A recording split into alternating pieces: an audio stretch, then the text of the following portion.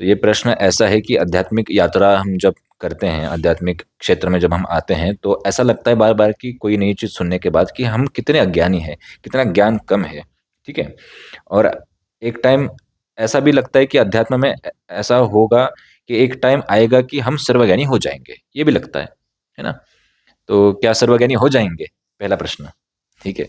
जो देखो ये बात तो तुम्हारी बिल्कुल सही है कि जब हम कोई नई चीज़ सुनते हैं, उसके बारे में जानते हैं, तो ऐसा लगता है कि बाप रे! ये तो पता नहीं था, हम शायद थोड़ा पीछे हैं और सच में पीछे रहते हैं। दुनिया में इतनी असंख्य चीज़ें हैं जिनके बारे में तुम्हें हमें जानना है, जैसे कि धूल का मिट्टी का कण, उसके बारे में खोज करने के लिए बहुत सी चीज़ें हो सकती है। एक वैज्ञानिक के लिए तुम्हारे लिए वो कण है, सिर्फ़ तुम्हारे लिए वो कण है मिट्टी का, लेकिन एक वैज्ञानिक के लिए वो एक एलिमेंट है जिसके ऊपर वो जीवन भर खोज कर सकता है। इसमें कितने कंपोनेंट्स है, क्या केमिकल्स है, ये कैसे बना, ये किस चीज़ से व्हाटएवर। वैसे ही बहुत सी चीज़ें हैं, तुम चाह के भी सब चीज़ों के बारे में नहीं जान सकते। ये पहले मान लो, तुम चाह के भी नहीं जान सकते और सर्वज्ञानी कोई भी नहीं है। भगवान के अलावा कोई नहीं सर्वज्ञानी हो, कोई संत भी सर्वज्ञानी नहीं हो सकता, संपूर्ण, परिपूर्ण नहीं हो सकता कोई भी।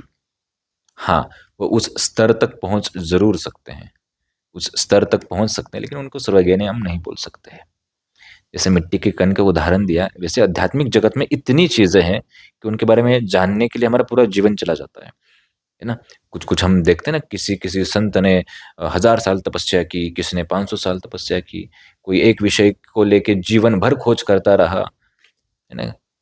कोई क्रिया सिखा रहा है जीवन भर, कोई योग सिखा रहा है, कोई मेडिटेशन सिखा रहा है, कोई भक्ति के ऊपर सिखा रहा है।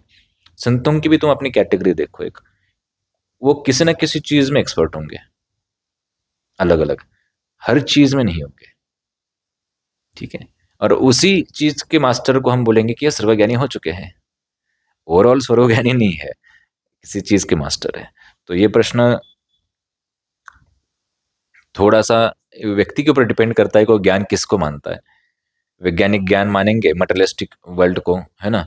तुम ज्ञान मानोगे आध्यात्मिक जगत को, वैज्ञानिक संत को नहीं बोलेंगे कि तुम सर्वज्ञानी हो। हाँ, कुछ संत ऐसे हैं कि वैज्ञानिकों को भी वो, जैसे देवराह बाबा हैं, तो देवराह बाबा की भी एक घटना आती है कि उन्होंने एक ऐसी कुछ उनको चमत्कार वैज्ञानिकों को करके दिखाया कि वो मानने के लिए तैयार हुए कि ये पेट्रोल है, जबकि वो पेट्रोल नहीं था।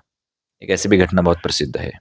तो ऐसे उच्च कोटि के संतों की बात अलग, लेकिन सर्वसामान्य व्यक्ति नहीं हो सकता।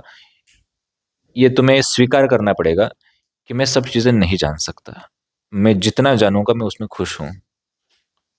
तो तुम जितना अंदर से क्यूरियोसिटी रखोगे कि मुझे ये भी जानना है, वो भी जानना है, तो तुम हमेशा एक किसी कन्फ्यूजिंग अवस्था में रहोगे।